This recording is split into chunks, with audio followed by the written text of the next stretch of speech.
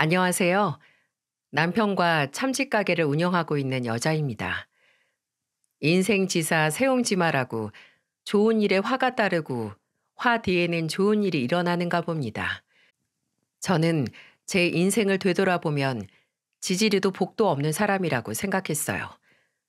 그때는 제 팔자에는 행복이라는 게 없는 박복한 팔자구나 그렇게 믿었습니다. 오죽하면 무당한테라도 찾아가서 굿이라도 해서 내 팔자 좀 바꿔달라고 애걸복걸 해보고 싶은 심정이었어요. 나고 자라길 사연 많은 집에서 커와서 그런지 참 인생이 생각처럼 풀리는 법이 없었습니다. 항상 집안이 가난하고 어려웠어요.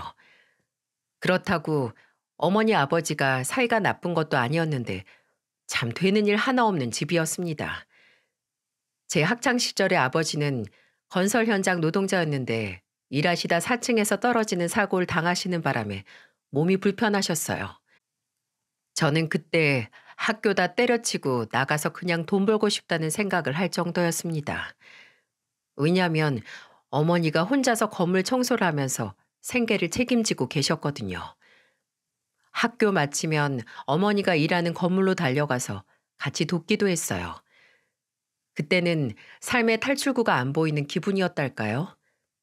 집에 가면 아버지는 아파서 누워 계시지 어머니는 집에 오시면 삭신이 쑤신다면서 앓는 소리를 하시니 그냥 나가서 돈이나 벌고 싶단 생각이었어요. 그래도 어머니는 부모가 못 배웠으니 자식이라도 배워야 한다면서 학교 가서 공부 열심히 하라는 말을 늘 달고 사셨어요. 하지만 요즘 시대가 공부 좀 한다고 잘 살 수 있는 세상이겠어요? 그래도 애매하게 가난하면 나라에서 지원금 받는 것도 어렵다는데 저는 어려운 집안 형편이라 나라에서 지원금도 잘 나왔어요. 불행 중 다행으로 지원금 받으면서 고등학교까지 잘 졸업할 수 있었고요. 그때는 저한테 공부만이 답이라고 생각해서 정말 열심히 공부했습니다. 그래서 좋은 대학은 아니지만 지방 대학에 입학해서 장학금도 받으면서 졸업할 수 있었어요. 그래도 대학교 졸업장이 있으니까 회사에 이력서라도 내보고 입사도 할 수 있었습니다. 하지만 공부라도 해서 인생 좀 잘 살아보려는 의지가 강했던 저와 달리 친오빠 여동생은 나이가 들수록 인생이 험난하기만 했어요. 여동생은 고등학교 졸업하고 바로 공장에 취업했었는데 회사 내 괴롭힘으로 오래 다니지 못하고 퇴사하게 됐습니다. 그 후로 계속 편의점 아르바이트를 전전하고 있었어요. 하나 있던 친오빠도 공사장 일용직으로 일하면서 하루 벌어 하루 먹고 사는 꼴이었죠. 저는 정말 지긋지긋한 가난에서 벗어나고 싶었어요. 식구들이 믿거나 싫진 않았지만 지독한 가난이 그렇게도 싫었습니다. 딸은 엄마 팔자 담는다는 말도 너무 싫었고요. 그래서 더 악착같이 아르바이트 하면서 대학교 공부도 했던 것 같습니다. 그렇게 정신력으로 버텼어요. 그런데 제가 아무리 발악을 해도 가난한 집안 자식 꼬리표는 쉽게 떨어지지 않더군요. 대학교를 졸업하고 회사에 입사해서 안 먹고 안 입고 돈만 모으면서 살았어요. 그때는 현금 쥐고 있어야 이 험한 세상 살아낼 수 있을 것 같았습니다. 그런데 그때 회사 동료는 인생을 왜 그렇게 재미없게 사냐면서 절 놀리면서 말했어요. 그러면서 정말 좋은 사람이 있다고 소개받아 보라며 사진을 보여주는 거예요. 은행에서 일하는 남자인데 집안도 좋고 성실한 사람이라며 소개팅을 주선해 줬습니다. 직접 만나보니 나쁘지 않은 사람이었어요. 매너도 좋고 기본적인 센스가 있는 사람이었죠. 그렇게 만나게 된 사람이 바로 전 남편이란 사람이었어요. 전 남편이라고 말하면 벌써 다들 눈치채셨겠네요. 남들은 한 번도 어렵다는 결혼을 저는 2번이나 했어요. 참 팔자 한번 박복하지 않습니까? 그렇게 전 남편을 소개받고 만나서 연애로 이어졌어요. 그런데 연애를 하던 중 덜컥 아이가 생긴 겁니다. 그때 저는 혼란스러웠어요. 그때 겁을 잔뜩 먹은 저를 잡아준 건 전 남편이었어요. 놀라서 얼굴이 하얗게 질린 저를 보면서 전 남편이 말하더군요. 걱정하지 마. 내가 배속 아이 끝까지 책임질 거야. 앞으로는 미숙 씨 힘든 인생 아니라 행복한 인생만 살 수 있도록 해줄게. 지금은 왜 그런 말에 홀랑 넘어갔을까 싶은데 그때는 전 남편의 말을 믿고 싶었어요. 친정에는 늘 우환이 가득해서 웃을 일 많지 않던 내 인생에 드디어 새로운 가족을 꾸릴 기회라고 생각했죠. 그래서 저는 전 남편과 결혼 준비를 시작했습니다. 전 남편과 저희 친정에 가장 먼저 인사를 갖고 제가 임신 중이라는 사실을 알렸어요. 그때 저희 어머니는 울면서 전 남편에게 말했습니다. 우리 딸 못난 부모 만나서 그동안 고생 많이 했어. 잘 좀 부탁할게. 이렇게 듬직한 사위라서 난 걱정도 안 하네. 우린 신경 쓰지 말고 내 딸 하나만 잘 데리고 살아줘. 장모님, 걱정 마세요. 평생 미숙 씨 눈에 눈물 흘리는 일 없도록 살겠습니다. 아버지도 전 남편의 말에 눈물을 보이셨어요. 인사를 드리고 전 남편과 집에서 나오는데 몸이 불편했던 아버지가 힘겹게 나와서 배웅까지 했습니다. 전 남편은 그런 아버지를 부축해드리면서 걱정 마시라고 안심을 시켜드렸고요. 여기까지는 참 좋았는데 문제는 시댁이었습니다. 그때 전 시댁에 대해 아는 거라곤 아버님께서 초등학교 5학년쯤 됐을 무렵에 돌아가셨다는 말과 어머님이 혼자서 전 남편과 시누이를 힘들게 키우셨다는 것만 알고 있었어요. 전 남편은 친아버지가 일찍 돌아가셔서 그런지 저희 친정아버지를 살뜰히 챙겼던 것 같아요. 제가 그 모습에 홀랑 넘어가서 결혼까지 결심했지만 시댁에서 저를 어떻게 생각할지 너무 겁이 나더라고요. 전 시댁은 시어머님께서 동네에서 사채놀이로 재산을 어마어마하게 모은 분이셨어요. 그래서 처음 시댁에 갔을 때도 집이 으리으리해서 놀랄 정도였죠. 이런 전 시댁의 기에 눌린 저는 잔뜩 긴장한 채 어머님과 마주했어요. 첫 느낌부터 전 시어머님은 저를 딱 마음에 안 들어 한다는 걸 느낄 수 있었습니다. 없이 살면 눈치만 백단이 된다고 저는 그때 전 시어머님이 저를 흘겨보는 눈을 제대로 보지도 못했네요. 그러다가 전 시어머님께서 저한테 가장 먼저 하셨던 말은 이거였습니다. 어느 동네 살아요? 동네를 알아야 집안 수준을 알 텐데 차림새 보아하니 좋은 동네 출신은 아닌 것 같네. 그리고 부모님은 뭐 하시는 분들인가? 어머님은 건물 청소하세요. 아버지가 몸이 좀 불편하셔서 일을 잘 못하시거든요. 내가 너 같은 며느리 보자고 내 아들 은행원 되도록 키워놓은 줄 알아? 죽 써놓으니까 뭐가 와서 껄떡댄다고. 넌 지금 우리 집이랑 급이 맞는다고 생각해? 저는 그때 전 시어머님 말에 말문이 턱하고 막혔어요. 아무리 가난하고 없이 살아도 이렇게 모욕적인 말은 처음이었습니다. 집이 가난하고 아버지가 몸이 불편하고 어머니가 청소일을 하시는 건 제 탓이 아닌데 왜 이런 말을 들어야 하나 억울했습니다. 그런데 그때 전 남편이 어머님을 보며 소리쳤어요. 엄마 왜 그러세요? 제가 다 쪽팔려서 못 듣겠네요. 어떻게 그런 말을 하세요? 그렇게 치면 전 아버지 돌아가시고 홀어머니인데 그것도 흠이겠네요. 그게 지금 저놈의 집구석이랑 같다고 생각해? 나는 너 돈 없이 키우지 않았어. 네, 돈은 있었는데 엄마랑 같이 지낸 정은 없네요. 매번 돈 번다고 바쁘셨잖아요. 사채놀이 하면서 건달들이나 데리고 다니셨고요. 뭐야? 내가 너 먹여 살리려고 힘들게 산 걸 몰라서 이래?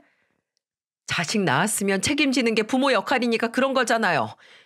저는 이 사람이랑 배속 아이 포기 못해요. 정 싫으시면 저랑 연 끊고 살아요. 서로 안 보고 살아야 편할 것 같네요. 저도 제 아이 위해서 뭐든 할 거니까 엄마가 포기하세요. 전 남편은 전 시어머님 앞에서 소리를 지르면서 연을 끊겠다면서 소리쳤어요. 그러자 전 시어머님은 화가 잔뜩 난 얼굴로 저를 노려보시고는 절 모함하면서 말하셨습니다.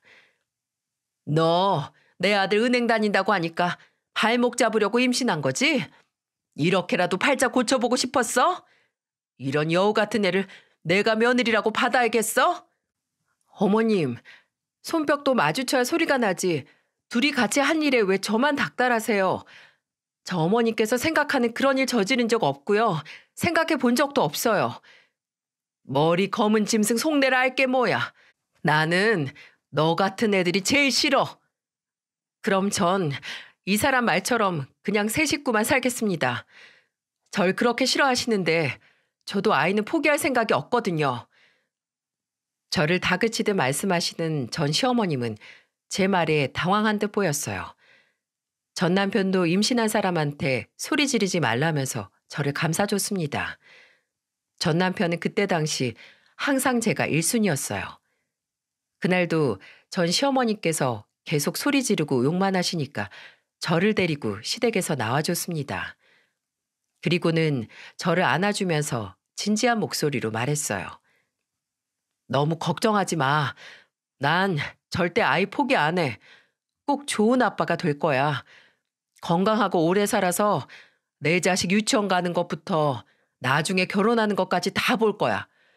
그러니까 우리 조금만 더 힘내자. 그렇게 말해줘서 고마워. 우리 같이 어머님께 잘 말씀드리면 나 이해해주는 날이 올 거야. 그러니까 당신도 너무 힘들어하지 마. 전 남편은 제가 시댁만 다녀오면 긴장해서 한동안 밥도 제대로 못 먹으니까 걱정을 많이 했어요. 저도 그때 전 시어머님이 생각보다 너무 심하게 반대를 하시니까 점점 지치긴 했습니다. 세상에 제 친정까지 무시하는 말을 매일같이 듣고 제정신으로 견딘 게 신기할 정도예요. 그런데 어느 날 갑자기 전 시어머님이 전 남편과 저를 시댁으로 따로 부르셨습니다. 긴장해서 가보니까 전 시어머님은 진지한 목소리로 이렇게 말씀하시더군요. 내가 그동안 널 너무 알아보려 하지도 않고 모함만 했던 것 같다. 미안하다. 우리 아들 얘기 들어보니까 너도 그동안 열심히 살았던 것 같은데 내가 너무 몰랐어. 아직 애기 성별은 모르지? 네, 성별은 다음 주에는 알 수 있을 것 같아요. 그리고 저 이해해 주셔서 감사해요. 남편 죽고 자식 둘 혼자 키우면 나처럼 지독해져. 그러니까 너희는 꼭 오래 붙어서 살아. 내가 우리 아들한테 의지 많이 했는데 나 아직 너 100%다 받아들인 건 아니야. 몸조리 잘하고 건강하게 아이만 낳으면 나도 그땐 더 잘해주마. 네, 어머님 감사해요.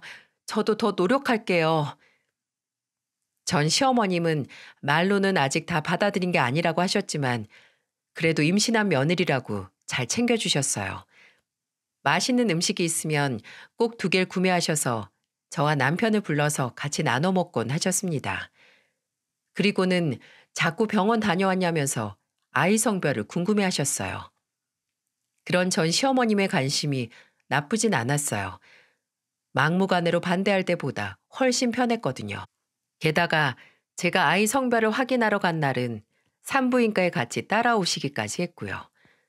그리고는 저보다 더 기대 가득한 눈빛으로 의사님만 보셨어요. 축하드려요. 아빠를 닮았네요.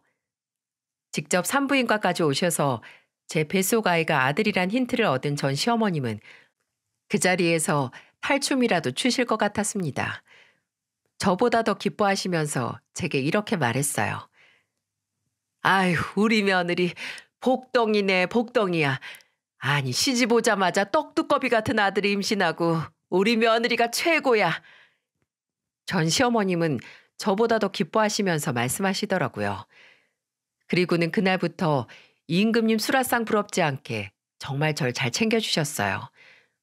처음에 그렇게 반대하시더니 아들 임신했다는 말에 너무 좋아하시더군요. 시댁이 아들이 귀한 집이라서 더 기뻐하셨던 것 같아요. 그래서 제가 어딜 간다고 하면 혹시나 다칠까봐 몸 조심하라면서 따라오시기까지 하셨고요. 그래서 저는 아들 낳고 어머님과 더 잘 지내게 될 줄 알았어요.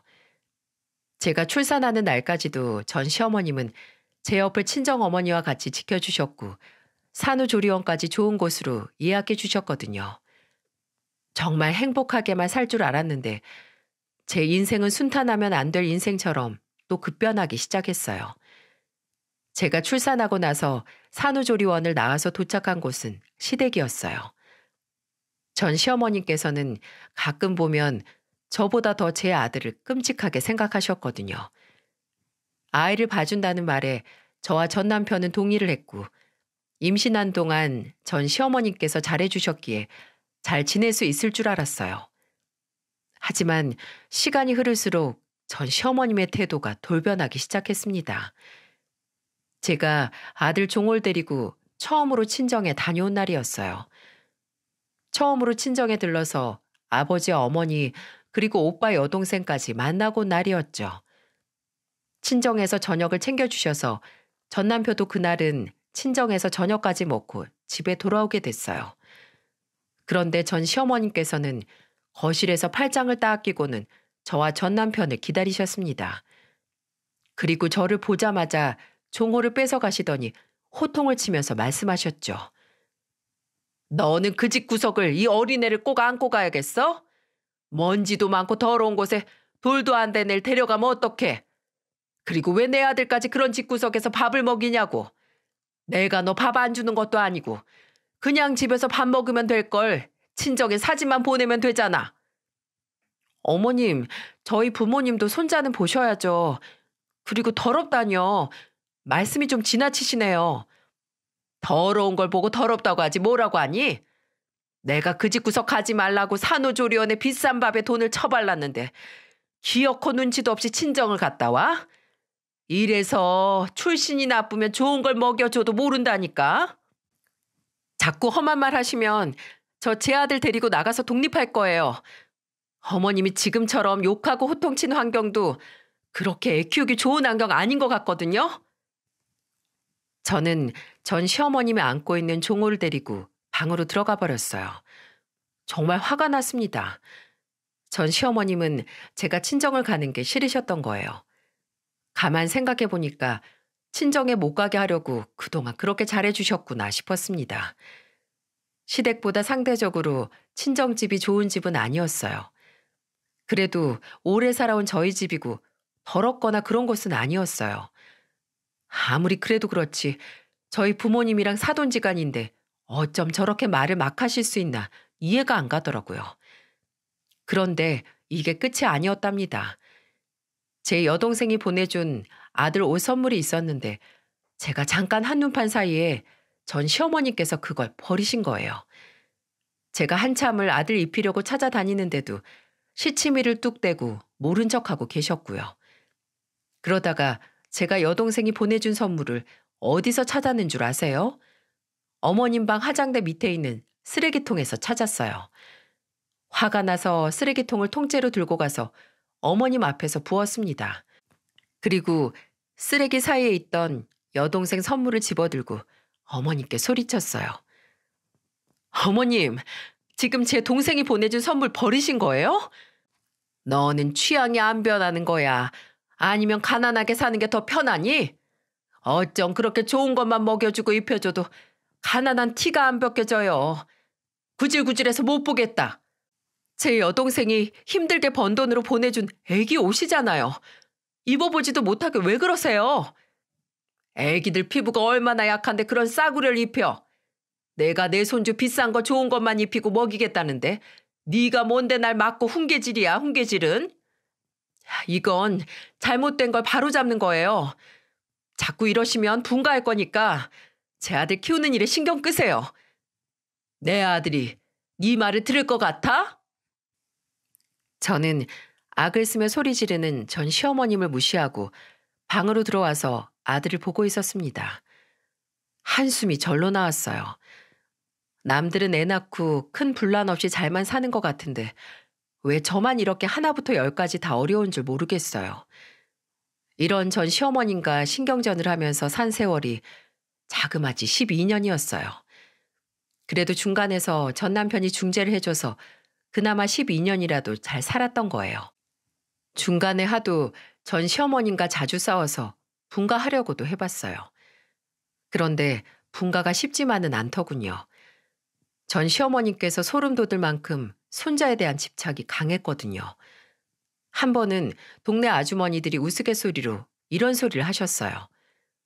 누가 보면 그 집 시어머니가 늦둥이 본 줄 알겠어. 맨날 그 집 손잡히고 다니는데 팔 안 아픈가 몰라.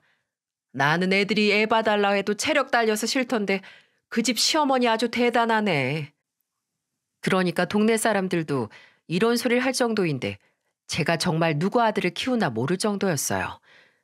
육아를 도와주는 게 아니라 아예 애를 혼자 키우시려는 것 같을 정도였습니다. 제 아들 종호가 초등학교를 입학할 때도 제일 먼저 달려오실 정도였어요. 평소에도 일상이 그냥 손자 위주로만 돌아갔고요. 전 시어머니께서 손자한테 집착할수록 전 더 힘들어졌어요. 제가 아들한테 뭐 해주려고 하면 꼭 전 시어머님이 달려오셔서 거지 같은 거 해주려고 한다면서 화를 내셨습니다. 아들이 어릴 때야 모를 수도 있다 하는데 애가 점점 자랄수록 저는 걱정이 되더라고요. 엄마가 친할머니랑 소리 지르면서 싸우는 걸 보면서 크게 될까봐 걱정이었습니다. 그래서 전 남편에게 걱정을 토로하고 전 시어머님 좀 말려달라고도 해보고 이쯤에서 제발 분가하자고 하니 전 남편은 귀찮다는 듯이 말했어요. 당신은 우리 엄마가 한마디 하면 그냥 좀 지고 넘어갈 수 없어? 대체 왜 맨날 둘이 못 잡아먹어서 안달인데. 나도 힘들다 진짜. 정도껏 하셔야지 나도 그냥 넘어가지. 오늘도 봐. 우리 종호 학원까지 가셨다니까. 진짜 지겹다. 당신도 좀 정도껏 좀 해. 그냥 해주면 고맙다고 인사나 해. 다 우리 엄마 돈이잖아. 이래서 내가 집구석 들어오기가 싫어. 그러더니 전 남편은 화를 내고는 집을 나가버리셨어요. 더 황당한 건 그날 아예 집을 들어오지도 않았다는 거예요. 그렇게 외박을 시작으로 전 남편은 달라지기 시작했어요. 처음에 저만 사랑해주고 위해주던 전 남편은 태도가 아주 돌변했어요. 그리고는 회식한다고 집에 늦게 들어왔어요. 게다가 전 남편이 벗어둔 와이셔츠에는 여자 향수 냄새와 립스틱 자국이 보였습니다. 심장이 쿵 내려앉는 것 같았어요. 저는 전 남편한테 와이셔츠를 들이밀면서 말했어요. 당신 이거 뭐야? 대체 밖에서 뭐하고 돌아다니는 거야? 바깥에서 뭐라도 왜 신경 써? 당신은 집에서 애나 봐. 우리 엄마랑 계속 싸우면서. 당신 엄마잖아. 당신이 중간에서 말리지 못할 망정 뭐라는 거야 지금? 와이셔츠 이거 다 뭐냐니까? 밖에서 일하다 보면 그럴 수도 있지. 억울하면 너도 나가서 놀면 되잖아. 나보고 대체 어쩌란 거야? 당신 혹시 여자 생겼니? 저는 손이 부들부들 떨려서 멈출 수가 없었어요. 와이셔츠에 다른 여자 흔적 묻히고 들어온 주제에 본인이 더 당당한 거예요. 억울하다고 해명하는 것도 아니고 일하다 보면 그럴 수도 있다니 이게 말이 되나요? 그런데 더 황당한 건 전 남편이 정말 당당하게 말하는 거예요. 그래, 여자 있다 왜? 너처럼 구질구질하고 억척스러운 쇠고챙이 같은 여자랑 더 이상은 못 살아. 나도 숨 좀 쉬고 살자 좀. 누가 당신 목 졸랐어? 진짜 숨 막혀서 못 사는 건 나야. 내가 요즘 잠은 제대로 자는 줄 알아? 당신까지 정말 왜 그래 왜? 저는 들고 있던 와이셔츠를 남편 얼굴에 던지며 소리쳤어요. 정말 이런 쓰레기 같은 인간을 믿고 버텨온 세월이 야속할 정도였습니다. 결혼 전만 해도 자기 자식한테는 온전한 가정 물려주고 싶다던 인간이 지금 이게 할 짓인가요? 전 남편의 배신은 제게 큰 상처였어요. 그렇게 자기 바람났다고 인정까지 한 전 남편은 더 뻔뻔하게 밖으로 나돌았고요. 그런데 그걸 보고 전 시어머님은 제게 이런 말을 했어요. 그러니까 급이 맞아야 우리 아들이 마음 붙이고 살지. 궁상 떠는 마누라 누가 좋아하겠어? 나 같아도 밖으로 돌겠다. 내 아들 바람난 거 다 네 탓인 줄 알아. 이게 왜 제 탓인데요? 어머님이 아들 감싸는 거 보니까 딱 어머님 닮아서 저러고 사는 것 같은데요? 전 시어머님이 아무리 뭐라고 해도 이제는 겁도 안 나더군요. 그리고 저는 전 남편의 외도 증거를 모으기 시작했습니다. 저를 얼마나 개무실했으면 숨기려는 노력도 안 해요. 그래서 제가 굳이 찾으려고 애쓰지 않아도 사방이 온통 다 바람핀 증거들 뿐이었어요. 저는 그렇게 증거들을 다 모아서 남편이 모임에서 만났던 여자한테 상간녀 소송을 했습니다. 그리고 남편한테 이혼 소송도 하고 저는 이혼 준비를 시작했어요. 혼자서 아들 키울 준비도 같이 준비했죠. 그런데 전 남편은 뻔뻔하게 나오더군요. 당신이 가진 게 뭐가 있다고 내 아들 데려가? 친정에 든든한 백이 있길래 집이 있기를 해. 내 아들도 데리고 가서 하루 벌어서 하루 먹고 살게 만들려고 지금 아들 데려가겠다는 거야? 그러는 당신은 내가 당신 뭘 믿고 여기다가 내 아들 맡기는데 나 절대 내 아들 포기 안 해. 대한민국에서 자식은 애정으로 키우는 게 아니라 돈으로 키우는 거야. 너랑 나랑 급이 다르게 큰 것만 봐도 모르겠냐? 그럼 더더욱 당신한테 애 못 맡겨. 이렇게 개념도 없는 개차반으로 클 게 뻔한데 내가 그 꼴을 어떻게 봐? 저는 당당하게 아들을 데려가겠다는 말에 황당했습니다. 전 남편은 시모만큼도 아들한테 관심이 없었거든요. 정말 이런 말도 웃기지만 전 남편은 아들 종호 어릴 때도 제대로 놀아준 적도 한 번 없었습니다.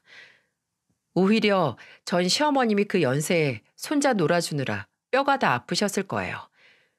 그런데도 전 남편은 자기가 한 게 뭐가 있다고 본인이 키우겠다면서 바락바락 악을 썼습니다. 이런 전 남편을 봐서라도 저는 절대 아들을 포기할 수 없었어요. 아무리 없이 살아도 제가 아들을 데리고 나오는 게 맞다고 생각했습니다. 하지만 전 시어머님의 손자 사랑은 집착에 가까웠고 저는 이혼 기간 동안 온갖 협박에 시달려야만 했어요. 제가 아들이랑 잠깐 외출만 해도 전 시어머님은 온 동네를 다 뒤지고 다니셨습니다. 한 번은 아들 종호가 감기 기운이 있어서 학원을 하루 쉬고 병원을 같이 갔었는데 그것 때문에 집안에 난리가 났었어요. 제가 아픈 아들 데리고 병원 갔다는데 무슨 난리가 났을까 궁금하시죠? 전 시어머님은 제가 집에 들어오자마자 호통을 치면서 말씀하셨어요. 너 제정신이야? 왜 내 아들 학원도 안 보내고 병원을 데려가? 애가 감기 기운이 있는데 무슨 공부를 한다고 학원을 보내요? 조금 아프다고 학원 빼먹으면 공부는 언제 하는데? 그래서 내가 너한테 내 손자 못 보낸다는 거야. 교육이 얼마나 중요한데. 너 네 아들 학원비는 감당할 수 있겠니? 학원에서 공부 열심히 하면 뭐해요? 집에서 이렇게 호통만 치고 분란 만드시는데 좋은 거 보고 배우겠네요. 저는 전 시어머님을 지나쳐 방으로 들어갔습니다. 아들은 저를 보고 손을 꼭 잡아줬어요. 전 시어머님은 쉽게 손자를 포기하실 것 같지 않을 뿐이었어요. 제가 이혼 소송을 건 뒤로부터 아들을 데리고 나가려고만 하면 전 시어머님은 혼자 나가라면서 화를 내셨어요. 그래서 소송 기간에도 아들이랑 같이 나오기 위해 안간힘을 써봤지만 소용이 없었어요. 그리고 그날 이후로 전 시어머님은 종호가 학교 가는 순간부터 학원 다녀와서 집에 올 때까지 온통 쫓아다니셨습니다. 정말 한눈 못 팔게 하겠다면서 엄청 쫓아다니셨어요. 저는 너무 답답해서 전 시어머니께 왜 이렇게 하시냐고 화도 내봤어요. 그러자 제게 이런 말도 하시더군요. 내가 너 처음에 왜 반대한 줄 알아? 네 그 구질구질한 집이 소름 끼치게 싫었어. 내 손자 데리고 친정 간다고 하면 먼지 구덩이 가는 것처럼 싫었다고. 근데 네가 지금 손자 데리고 가면서 키우면 너처럼 크게 될 거야. 없는 집에서 구질구질하게 커서 나중에 무시나 받고 살겠지. 나는 네가 아들한테 못 해주는 걸 다 해줄 수 있는 사람인데 당연히 내가 키우는 게 낫지. 참 끝까지 저를 무시하던 전 시어머님의 말이 제 가슴에 비수처럼 날아와 꽂혔어요. 저는 부모님이 밉진 않았지만 엄마처럼 안 살겠다고 열심히 살았습니다. 가난이 너무 싫어서요. 그런데 그때 든 생각이 우리 종호가 나중에 가난한 집구석 싫다고 하면 어쩌나 싶었습니다. 그래서 저는 친정엄마를 찾아가 허탈한 마음을 털어놨어요. 그러자 저희 친정어머니는 이런 말을 하셨어요. 네가 아들 생각하는 마음 알지. 그런데 네 시어머니가 손자는 아주 끔찍하게 생각하잖니. 사실 네 남편보다도 더 끔찍하게 생각하시는데 손자 서운하게 할 사람은 아닌 것 같아. 시댁에서 크면 엄마는 없더라도 부족한 거 없이 잘 크겠지. 나도 너희 삼남매 키우면서 못해주는 게 제일 마음 아팠어. 부모가 그렇더라. 내 자식한테 줄 게 없을 때 제일 미안해져. 한번 잘 생각해봐. 시댁에 맡기는 것도 나쁘지 않을 것 같다. 저는 그 말에 생각이 많아졌습니다. 제 욕심에 종호를 데리고 나왔다가 저와 같은 가난을 경험하게 될까봐 미안했어요. 그래서 저는 한참 고민 끝에 시댁에 아이를 맡기기로 결정했습니다. 그러자 전 시어머님은 제게 이런 말을 하셨어요. 네가 종호 포기하는 순간부터 너는 네 아들 못 보고 사는 거야. 각서까지 아예 쓰고 나가라. 괜히 애매하게 주위 맴돌면 나 너 가만 안 둘 거야. 나 사채놀이 하면서 배운 게 반건달짓이야. 그러니까 몸 조심하고 싶으면 다시 나타나지 마. 그럼 어머님도 각서 써주세요. 제 아들 끝까지 책임지시겠다고요. 머리 백날 굴려봐라. 넌 나 못 이겨. 너나 약속 잘 지켜. 저는 그때 제 아들을 위해서 시댁에 맡기기로 큰 결심을 했습니다. 하지만 이건 제 큰 착각이었어요. 제 아들만 좋은 환경에서 클 수 있다면 정말 다 괜찮을 줄 알았어요. 그렇게 위자료를 받고 소송까지 끝마치고 집을 나오는 날, 종호는 짐을 챙기는 저를 보면서 많이 울었습니다. 엄마, 가지 마. 나도 데려가면 안 되는 거야? 나 밥도 조금만 먹을게. 나 그리고 학원 안 다녀도 공부 잘할 수 있어. 종호야, 할머니가 우리 종호 훌륭한 사람 만들어주신대. 알겠지? 아빠도 옆에 있어줄 거야. 하고 싶은 거, 먹고 싶은 거 다 해달라고 해. 나 엄마 따라가고 싶어. 하고 싶은 것도 없어. 그냥 엄마 따라가서 살래. 미안해. 엄마가 미안해. 저는 종호를 마지막으로 품에 안고 펑펑 울었어요. 괜히 제 옆을 서성이면서 바지도 붙잡고 심술 부리면서 가방을 발로 차곤 했어요. 가지 말라면서 우는 종호를 보니까 어찌나 눈물이 나던지 씩씩하게 인사하고 싶었는데 눈물이 흐를까봐 종호 얼굴도 제대로 한 번 못 봤습니다. 오열하면서 울 것 같았거든요. 그리고 저도 전 시어머님이 얼마나 손자를 아끼시는지는 알고 있었기 때문에 제가 더 고집 부리면 정말 저를 어떻게 하실 것 같았습니다. 아낀다는 말보다 정말 집착이었습니다. 집안의 대를 이을 아이라면서 거의 소유물처럼 생각하시는 것 같았어요. 제가 사연을 쓰다 보니 이 순간이 제일 후회스럽네요. 엄마가 자식을 떼놓고 어떻게 살 수 있겠어요? 종호를 시댁에 두고 나온 순간부터 저는 제정신이 아니었습니다.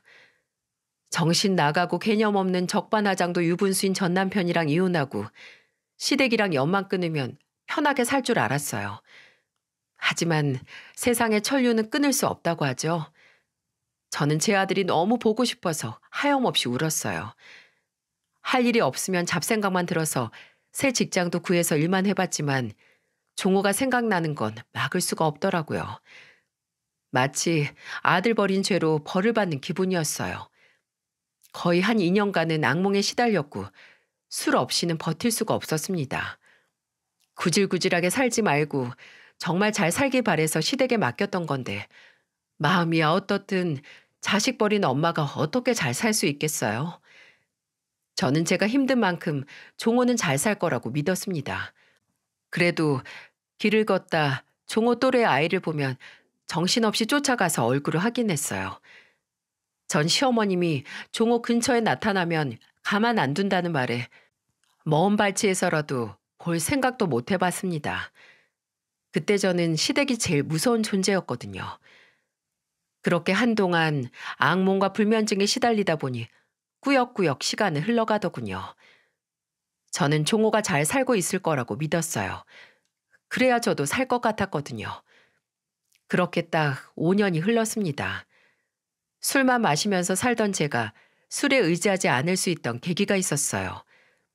퇴근길에 매번 혼자서 소주를 사서 들어가는 저를 본 집 근처 참치 가게 주인이 제게 작은 안주를 챙겨주면서 인연이 닿았습니다. 그때 저를 보면서 무슨 사연이 있길래 매번 술을 사가나 궁금했고 나중에는 빈속에 술을 마실까 걱정이 돼서 챙겨주다 보니 친해졌어요. 그 후 저는 그렇게 참치가게 사장과 재혼하게 됐습니다.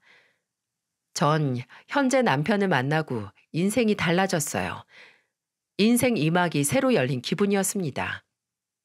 저는 다니던 회사를 그만두고 남편 가게에서 같이 일하고 있었습니다. 인건비가 비싸서 한 푼이라도 더 벌어보려고 둘이 일하게 됐어요. 그렇게 다른 날과 다름없이 가게 준비를 하고 있는데 문자가 날아온 거예요. 문자를 보니 전 시어머님의 문자였습니다. 5년 만에 보게 된 문자에 손이 덜덜 떨렸어요. 문자 내용은 경악을 금치 못할 만큼 놀라웠습니다. 애미야, 잘 있니? 제발 네 아들 좀 데려가라. 나 무섭다. 이렇게 못 살겠어. 제발 네 아들 좀 데려가. 나 좀 살려줘. 네 아들 미쳤어. 저는 아들이 미쳤다며 데려가라는 전 시어머니 문자에 깜짝 놀랐어요. 아니, 잘 키워주겠다더니 제 아들한테 도대체 무슨 일이 생긴 건가 걱정이 앞섰습니다. 저는 다음 날 바로 시댁을 달려갔어요. 그때 제 아들 종호 나이가 19살이었어요. 제가 시댁에 도착했는데 제 눈으로 보고도 믿기지 않을 장면이었어요. 우리 착한 아들 종호가 술에 잔뜩 취한 채로 거실에 널브러져 있었고 주변에 화분에 TV 할 것 없이 전부 다 깨져 있었어요. 사람이 없었으면 강도라도 들었나 의심할 정도였죠. 제가 너무 놀라서 허둥지둥거리자 일하시는 아주머님이 오셔서 저를 보고 말했어요. 아유, 친엄마가 왔나 보네. 얘가 계속 집안에 쑥대밭을 만들었어요. 술 먹으면 부모도 못 알아본다더니 자기 아빠도 때리고 할머니도 때리면서 난리도 아닐 정도예요.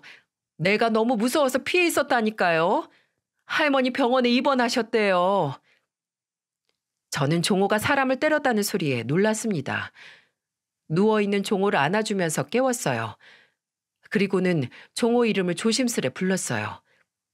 그러자 종호가 저를 보자마자 갑자기 정색을 하면서 말했습니다. 왜 왔어요? 나가세요. 엄마가 너무 늦었지. 미안해. 종호야, 엄마 좀 봐줘. 버리고 갈 땐 언제고 이제 와서 미안하단 거예요? 속으로 미안하지도 않고 잘 버렸다 싶죠? 그게 무슨 말이야. 엄마가 그동안 얼마나 널 보고 싶어 했는데. 그 말을 지금 믿으라는 거예요? 12살 때 난 똑똑히 기억해요.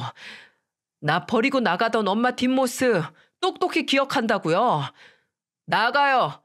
난 그동안 숨도 제대로 못 쉬고 살았으니까 얼른 나가라고. 종호는 소리를 지르고 집을 나가버렸습니다. 저는 종호를 쫓아가다 종호를 놓치고야 말았어요. 그리고 저는 자초지종을 듣기 위해 전 시어머니한테 전화해서 병원으로 찾아갔어요. 병원에 가자 저는 전 시어머니 상태를 확인하고 입이 떡 벌어졌습니다. 글쎄 온몸이 멍투성이었고 골절상을 입은 채 누워 계신 거예요. 제가 놀라서 아무 말도 못하고 서 있자 어머님은 저를 보면서 말하더군요. 혜미야, 미안하다. 이렇게 만나게 되니까 내가 면목이 없네. 이게 다 무슨 일이에요. 제 아들 잘 키워주신다면서요. 애가 지금 술에 쩔어서 사는 게 말이나 되는 거예요? 잘 키워주신다는 말만 믿고 맡겼는데 이게 뭐냐고요. 저는 억울한 마음에 소리를 지르며 울었어요. 그러자 전 시어머니는 저를 보고 울먹이며 미안하다는 말만 되풀이하셨습니다. 저는 답답한 마음에 가슴을 치며 울었어요. 그러자 전 시어머니는 그동안 있던 일을 힘이 하나도 없는 목소리로 말해주셨습니다. 너 집 나가고 네 남편이 다른 여자 데리고 와서 사는 걸 보고 충격이 컸나 봐. 그때부터 애가 삐뚤어지기 시작하더니 내가 감당할 수가 없었어. 남자애라 그런지 키도 크고 덩치도 크니까 말도 안 듣지. 제압도 안 되고. 내 꼴 좀 봐라. 그럼 애 아빠는요? 아빠라는 사람이 아들이 저렇게 되는 동안 뭐 했는데요? 친구들이랑 술 마시고 애들 때리고 다니더니 지 아빠도 몰라보고 때리더라. 그런데 이 못난 자식이 지 아들 하나 어쩌지 못하고 집을 나가버렸어. 얼마나 폭군 같던지 오죽하면 애 아빠가 집을 나가. 뭐예요? 그 인간이 아들을 버리고 도망을 가요?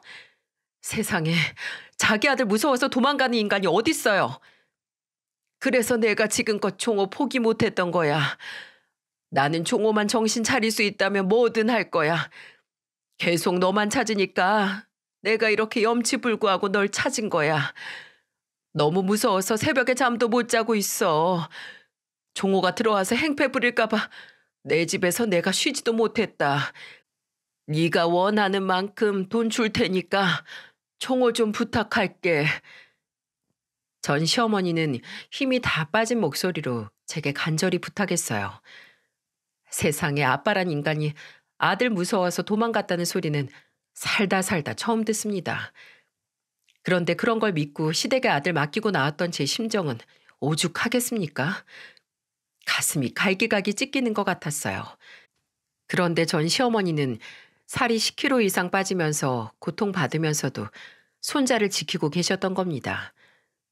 저한테는 미운 시어머니였지만 그래도 종호한테만큼은 끔찍하게 아껴주고 지켜주는 할머니였어요.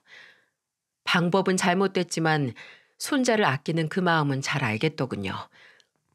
저는 전 시어머니의 병원을 나와서 가게로 오는 동안 머리가 복잡했습니다. 남편은 제가 아들이 있는 건 알았는데 이걸 다 어떻게 설명하면 좋을까 난감했어요. 그래서 저는 남편 가게로 가서 남편한테 부탁을 했어요. 여보, 나 종호 만나고 왔어. 정말? 시댁에서 안 보여준다면서. 그래서 잘 만나고 왔어? 자세한 건 나중에 말할게. 근데 나 좀 믿어줄 수 있어? 지금 종호한텐 내가 필요한 것 같아. 종호가 많이 외롭고 힘들어해. 나를 많이 찾고 있어서 내가 한 달만 종호랑 같이 있어줘야 할 것 같아. 아니, 한 달이 걸릴지 2달이 아니면 3달일지 모르겠어. 그냥 지금 종호한테 내가 필요해. 내가 너무 나쁜 엄마였어. 내가 데리고 왔어야 했는데. 여보, 종호는 내가 당신이랑 결혼한 그 순간부터 내 아들이나 다름없어. 근데 지금 내 아들이 힘들다는데 당신 가게에 묶어두겠어? 우리가 다시 한번 종호를 품어주자. 금방 좋아질 거야. 당신은 좋은 엄마니까 가서 종호 잘 위로해줘. 남편은 저를 믿어줬고 위로해주면서 격려해줬어요. 저는 남편이 이해해준 덕분에 시댁으로 가서 종호와 지낼 수 있었습니다. 종호를 데려오는 것보다 제가 시댁에 잠시 지내는 게 좋겠다고 판단했어요. 그날 저녁 집에서 저녁을 준비하면서 종호를 기다렸습니다. 집밥이 그리울 것 같아서 제가 다 준비했어요. 그리고는 종호가 오자 저는 맥주를 꺼내며 말했습니다. 종호야, 엄마랑 맥주 한잔 하자. 너 술 잘 마시던데? 엄마도 그동안 늘어난 건 주량이랑 나이뿐이야. 종호랑 맥주를 한 캔씩 나눠 마시면서 그동안 속에 쌓아둔 이야기를 털어놨습니다. 종호는 술을 한 잔 마시고는 제게 울먹이는 목소리로 말했어요. 난 엄마가 나 여기 두고 나갈 때 너무 미웠어요. 이럴 거면 낳지 말지 왜 낳고서 버려요? 난 돈 바란 적도 없어요.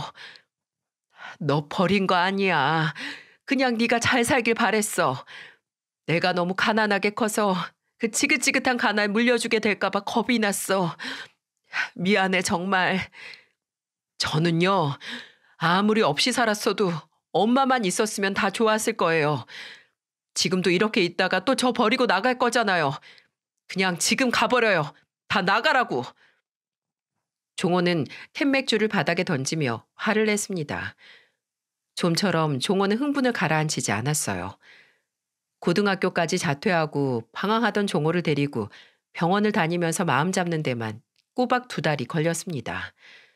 심리치료를 받으러 다니는 와중에도 종호는 술을 마시고 행패 부리기를 반복했어요. 저는 꿋꿋이 종호 곁을 지켰습니다. 이제라도 종호와 함께 할 수 있어서 힘든지도 몰랐네요. 그렇게 종호가 점점 마음의 문을 열기 시작할 때쯤 저는 종호한테 편지를 썼어요. 그리고 그동안 모아둔 종호 사진을 모아서 영상도 만들었고요. 하루에도 12번씩 꺼내보면서 종호를 생각하던 그 사진들이에요. 종호 100일 사진, 첫 걸음마 사진, 초등학교 입학 사진, 운동회 사진 등등 12살 때까지 종호를 담아낸 사진들이었습니다. 이걸 다 영상으로 만들었고 진심을 담아서 종호한테 편지를 썼어요.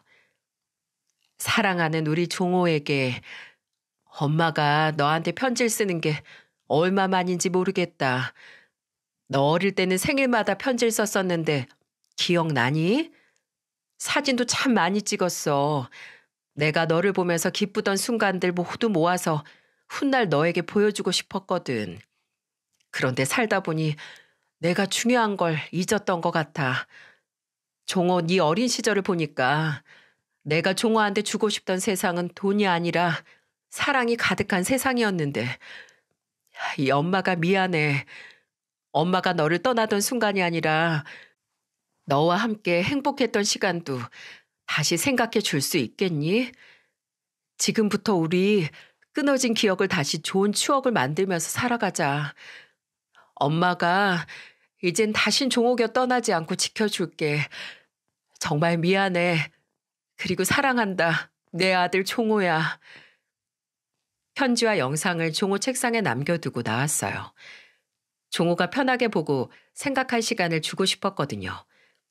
그렇게 잠시 남편 가게에 들러서 일을 하고 있는데 종호한테서 문자가 온 거예요. 문자는 간단했지만 종호의 진심이 느껴졌습니다. 엄마, 보고 싶어요. 어디세요? 저는 종호의 문자를 보고 눈물이 흘렀어요.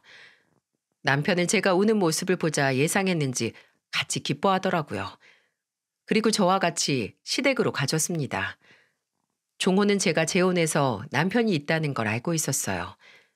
그동안은 종호가 불안해할까봐 안 보고 지내다가 남편과 같이 처음으로 종호를 보게 됐습니다. 허겁지겁 시댁으로 들어가자 종호는 제 품에 안겨서 울먹이면서 말했습니다.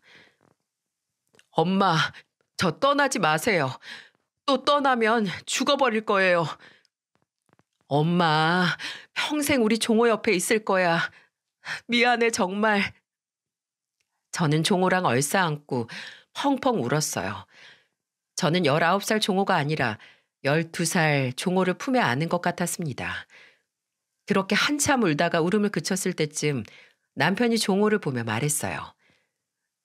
네가 종호구나. 얘기 많이 들었어. 앞으로 같이 잘 살아보자. 내가 부족할 순 있는데 노력해 볼게. 종호 새아빠가 되고 싶은데 우리 잘 지낼 수 있겠지? 남편은 종호를 보면서 한박 웃음을 지으며 안아줬습니다. 종호도 싫지 않은지 품에 쏙 안기더군요. 그 후 종호와 저, 남편 이렇게 세 식구가 함께 살게 됐어요. 얼떨떨했어요. 종호방을 만들어주고 집에 오는 종호를 보자 가슴이 벅찼습니다.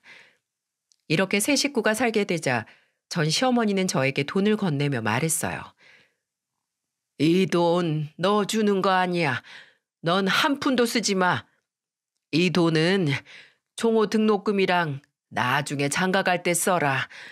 내 손주 주는 돈이니까 너는 이런 한 장도 건들지 마. 네, 그래도 손자는 끝까지 챙기시네요. 너는 몰라. 내가 내 핏줄 얼마나 끔찍하게 생각하는지. 아휴, 아들 놈은 어디서 뭐 하는지도 모르겠는데 손자라도 잘 챙겨야지. 전 남편은 전 시어머니하고도 연락이 안 된다더군요. 어떻게 아는지 아는 사람이 아무도 없었어요. 아들 무서워서 도망자 신세로 사는 게 참 어이가 없고 한심했습니다. 그렇게 종호는 안정을 되찾고 검정고시 공부를 시작했어요. 그리고 공부를 열심히 했는지 금방 검정고시에 합격까지 했습니다. 정말 기특하지 않습니까? 고슴도치도 제 새끼는 예쁘다고 한다고 하잖아요. 저는 요즘 종호가 뭘 해도 기특하고 다 예뻐 보여요. 앞으로도 이렇게 제 목숨 다하는 날까지 종호랑 함께 할 생각이에요. 다음 주는 남편과 아들 세 식구 이렇게 여행도 가는 날이랍니다. 좋은 날씨에 좋은 거 보면서 쉬다 오려고요. 이런 게 바로 행복인 것 같아요. 꼭 돈 많아야 행복한 게 아니더라고요. 큰 고통에서 배운 게 참 많답니다. 제 사연 들으시는 분들도 모두 저와 같은 깨달음이 있길 바랍니다. 모두 즐거운 봄날 보내세요.